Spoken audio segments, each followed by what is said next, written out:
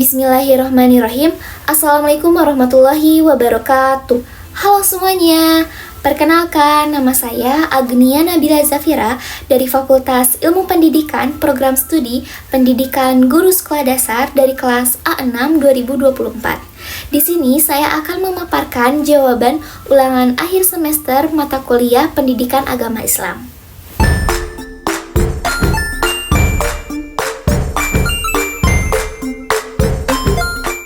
Studi kasus yang pertama. Nah, tugas Anda sebagai bagian dari pengurus masjid, Anda diminta membuat sebuah rencana strategi untuk memaksimalkan peran masjid dalam membangun umat dengan kriteria berikut. Yang pertama, religius spiritual. Bagaimana masjid dapat meningkatkan kesadaran spiritual masyarakat? Untuk jawabannya, masjid dapat meningkatkan kesadaran spiritual masyarakat melalui program pengajian rutin, kajian kitab, dan kegiatan ibadah yang melibatkan jamaah secara aktif, sehingga memperkuat iman dan ketakwaan mereka.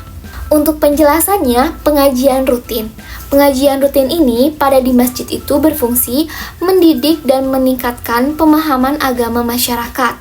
Hal ini menunjukkan bahwa pengajian dapat membantu jamaah dalam memperdalam ilmu agama, yang pada gilirannya meningkatkan kesadaran beragama mereka. Dengan mengikuti pengajian, masyarakat tidak hanya mendapatkan pengetahuan, tetapi juga mengalami perubahan sikap yang positif, seperti lebih menghargai orang lain dan berperilaku lebih baik dalam interaksi sosial. Nah, selanjutnya ada penjelasan kajian kitab. Kegiatan kajian kitab di masjid ini memungkinkan jamaah untuk memahami lebih dalam ajaran Islam. Kegiatan ini sering melibatkan diskusi tentang teks-teks keagamaan yang relevan dengan kehidupan sehari-hari, membuat jamaah untuk mengaplikasikan ajaran tersebut dalam konteks modern. Melalui kajian ini, jamaah dapat memperkuat iman dan ketakwaan mereka serta membangun komunitas yang lebih solid. Nah, untuk penjelasan program terakhir, masjid juga menjadi tempat pelaksanaan berbagai kegiatan ibadah seperti sholat berjamaah dan iktikaf. Sholat berjamaah tidak hanya meningkatkan rasa kebersamaan di antara jamaah, tetapi juga memperkuat hubungan spiritual individu dengan Allah. Iktikaf sebagai praktik ibadah intensif di masjid memberikan kesempatan bagi individu untuk merenung dan mendekatkan diri kepada Allah, serta membangun kesolehan sosial di kalangan jamaah. Pertanyaan kedua, sehat rohani dan jasmani. Program apa yang bisa dilakukan untuk mendukung kesehatan jasmani dan rohani jamaah? Nah, untuk jawabannya, program kesehatan seperti senam pagi, pengobatan gratis, dan konseling spiritual dapat mendukung kesehatan jasmani dan rohani jamaah. Untuk penjelasannya, yang pertama, senam pagi. Senam pagi di masjid dapat meningkatkan kebugaran fisik jamaah. Kegiatan ini tidak hanya mendorong aktivitas fisik, tetapi juga membangun kebersamaan di antara jamaah. Hal ini menunjukkan bahwa olahraga teratur dapat mengurangi resiko penyakit kronis, meningkatkan suasana hati, dan memberikan energi positif bagi individu. Dengan berpartisipasi dalam senam pagi, jamaah dapat lebih sadar akan pentingnya menjaga kesehatan tubuh. Nah, untuk penjelasan berikutnya itu program pengobatan gratis. Program pengobatan gratis ini memberikan akses kepada jamaah untuk mendapatkan layanan kesehatan yang mungkin sulit dijangkau. Melalui program ini, masjid dapat berfungsi sebagai pusat kesehatan yang memberikan pemeriksaan rutin dan pengobatan untuk penyakit umum. Hal ini tidak hanya meningkatkan kesehatan fisik, tetapi juga menumbuhkan rasa kepedulian sosial di antara jamaah.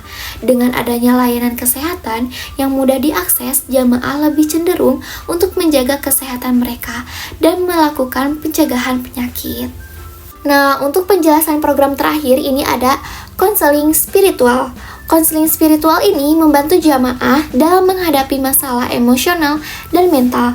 Dukungan spiritual dapat memperkuat ketahanan mental, mengurangi stres, dan meningkatkan kualitas hidup secara keseluruhan. Hal ini menunjukkan bahwa aspek spiritualitas memiliki dampak positif bagi kesehatan mental, membantu individu menemukan makna dalam hidup mereka dan mengatasi tantangan. Dengan menyediakan konseling spiritual, masjid dapat membantu jamaah meraih keseimbangan antara kesehatan jasmani dan rohani. Nah, untuk pertanyaan ketiga ini cerdas secara emosional, intelektual, dan spiritual. Apa jenis pendidikan atau pelatihan yang dapat diselenggarakan?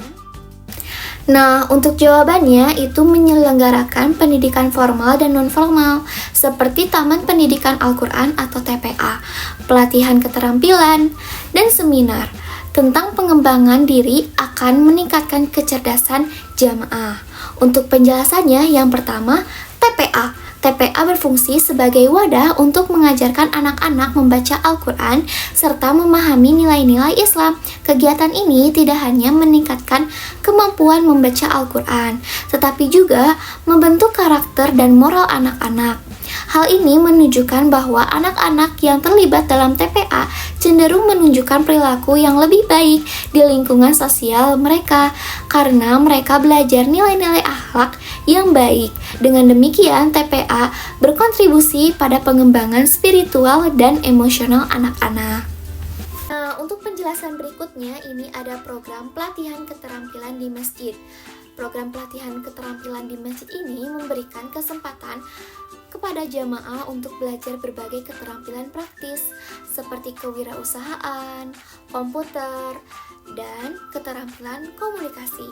Hal ini membantu meningkatkan kemampuan individu dalam menghadapi tantangan ekonomi dan sosial, menunjukkan bahwa masjid yang menyelenggarakan pelatihan keterampilan dapat meningkatkan partisipasi masyarakat dalam kegiatan sosial dan ekonomi, serta mendorong kemandirian finansial.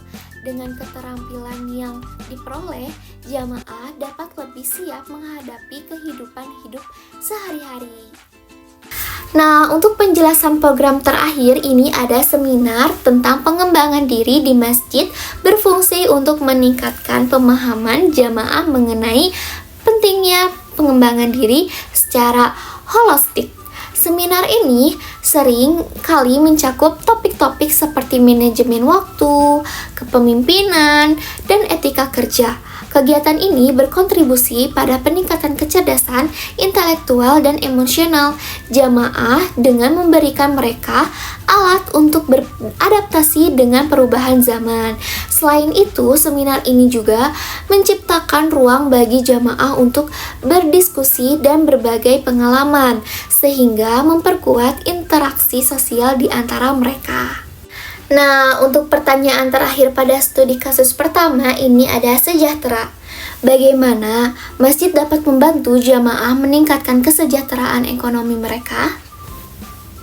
Nah, untuk jawabannya, masjid dapat membantu meningkatkan kesejahteraan ekonomi melalui program pinjaman mikro, pelatihan kewirausahaan, dan akses terhadap modal usaha bagi jamaah. Untuk penjelasannya, yang pertama itu ada program pinjaman mikro yang diselenggarakan oleh masjid seperti dilakukan oleh Basnas. Melalui Basnas Microfinance Masjid atau BMM ini memberikan akses modal bagi jamaah yang membutuhkan. Pinjaman ini biasanya diberikan tanpa bunga yang syarat memberatkan sehingga membantu pengusaha kecil dan mencegah UMKM untuk mengembangkan usaha mereka tanpa terjerat dalam utang piutang tinggi dari pinjaman online dan rentenir. Dampak positifnya ini yang pertama, meningkatkan kemandirian ekonomi, dan yang kedua, mengurangi kemiskinan. Penjelasan program berikutnya ini ada pelatihan kewirausahaan. Masjid juga dapat menyelenggarakan pelatihan kewirausahaan untuk memberikan pengetahuan dan keterampilan kepada jamaah dalam menjalankan usaha. Pelatihan ini mencakup manajemen bisnis, pemasaran, dan pengelolaan keuangan. Dampak positifnya saya mengambil dua. Yang pertama, peningkatan keterampilan, dan yang kedua, penciptaan lapangan kerja. Selanjutnya, masjid sebagai lembaga sosial dapat memfasilitasi akses terhadap modal usaha melalui kerjasama dengan lembaga keuangan syariah dan koperasi. Ini memungkinkan jamaah untuk mendapatkan dukungan finansial yang diperlukan untuk memulai atau mengembangkan usaha. Dampak positifnya ini yang pertama, mendorong pertumbuhan UMKM dengan akses modal yang lebih mudah. UMKM di sekitar masjid dapat tumbuh dan berkontribusi pada perekonomian lokal. Yang kedua, meningkatkan partisipasi ekonomi. Program ini mendorong partisipasi aktif jamaah dalam kegiatan ekonomi, menciptakan ekosistem bisnis yang saling mendukung di komunitas. Studi kasus yang kedua. Pertanyaan pertama pada studi kasus kedua ini, jelaskan prinsip-prinsip utama seorang pendidik dalam Islam yang dapat membantu Ustadz Hasan memperbaiki pendekatannya. Nah, untuk jawabannya, yang pertama ada tauhid, artinya kepercayaan pada Allah. Pendidikan Islam berlandaskan pada pengakuan akan keesaan Allah. Pendidik harus menanamkan nilai-nilai tauhid dalam setiap aspek pengajaran, sehingga siswa memahami bahwa semua ilmu berasal dari Allah dan harus digunakan untuk kebaikan. Yang kedua, akhlak mulia.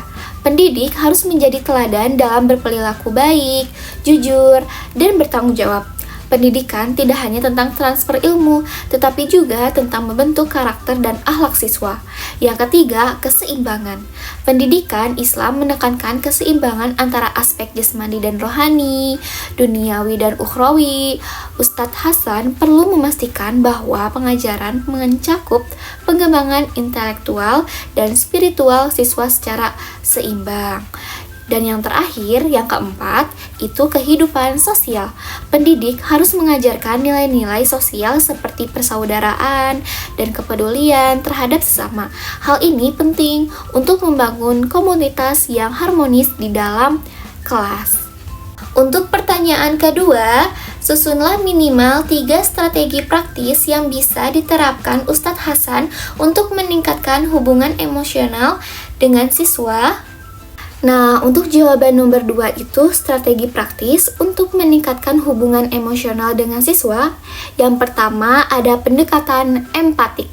Ustadz Hasan dapat mulai menerapkan pendekatan empatik dengan mendengarkan keluhan dan perasaan siswa. Mengadakan sesi tanya jawab informasi setelah pelajaran dapat membantu siswa merasa lebih nyaman untuk berbagi. Nah, yang kedua itu memberikan penghargaan. Jadi, mengapresiasi usaha dan prestasi siswa sekecil apapun dapat meningkatkan rasa percaya diri mereka. Perhargaan ini bisa berupa pujian lisan atau sertifikat kecil yang menunjukkan penghargaan atas usaha mereka. Nah, yang ketiga, menggunakan metode pembelajaran interaktif. Jadi, mengubah gaya mengajar menjadi lebih interaktif dengan melibatkan siswa dalam diskusi kelompok atau proyek kolaboratif dapat membuat mereka merasa lebih terlibat dan dihargai. Untuk pertanyaan ketiga, berikan contoh kegiatan atau metode pembelajaran yang sesuai untuk menciptakan suasana kelas yang kondusif, menyenangkan, dan tetap Islami. Jadi, untuk contoh kegiatan dan metode pembelajarannya itu, yang pertama ada diskusi kelompok.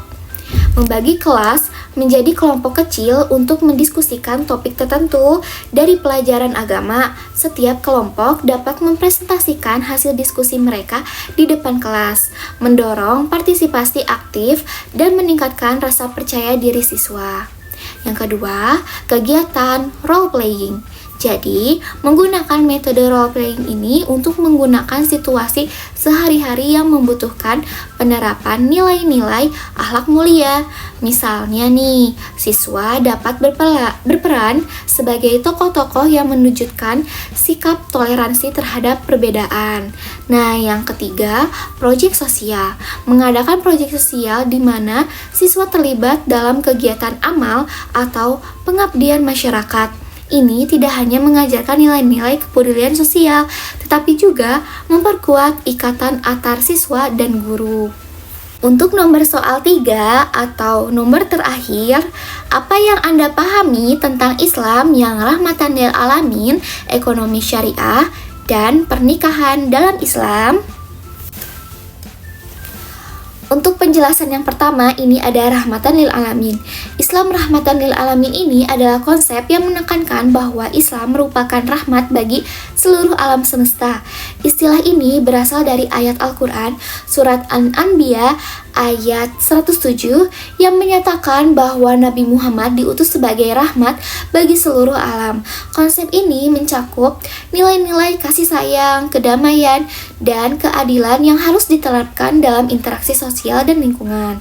Untuk penjelasannya, yang pertama, kasih sayang dan keadilan. Islam mendorong umatnya untuk menyebarkan kasih sayang kepada semua makhluk tanpa memandang latar belakang. Ini tuh mencerminkan sikap Nabi Muhammad yang selalu menunjukkan kasih sayang kepada semua orang, termasuk mereka yang berbeda agama atau suku. Yang kedua, toleransi dan kerukunan. Islam mengajarkan pentingnya toleransi terhadap perbedaan. Setiap individu dianggap setara di hadapan Allah. Dan perbedaan suku, ras, dan agama adalah bagian dari kebijakannya. Nah, penjelasan berikutnya ada ekonomi syariah. Ekonomi syariah adalah sistem ekonomi yang berlandaskan pada prinsip-prinsip hukum Islam syariah. Sistem ini bertujuan untuk mencapai keadilan sosial dan kesejahteraan masyarakat dengan menghindari praktik-praktik yang dilarang dalam Islam, seperti riba atau bunga, goror atau ketidakpastian, dan maisir atau penjudian. Nah, prinsip-prinsip keadilan dan etika ekonomi syariah menekankan keadilan dalam transaksi ekonomi serta etika bisnis yang baik. Hal ini juga bertujuan untuk menciptakan kesejahteraan bagi semua pihak yang terlibat. Selanjutnya, pemberdayaan masyarakat melalui mekanisme seperti zakat, infak, dan wakaf. Ekonomi syariah berkontribusi pada pengentasan kemiskinan dan pemberdayaan masyarakat serta keseluruhan. Selanjutnya ada penjelasan pernikahan dalam Islam. Pernikahan dalam Islam dianggap sebagai institusi suci yang tidak hanya mengikat dua individu, tetapi juga mengatur hubungan sosial dan keluarga. Dalam Islam, pernikahan memiliki tujuan spiritual dan sosial.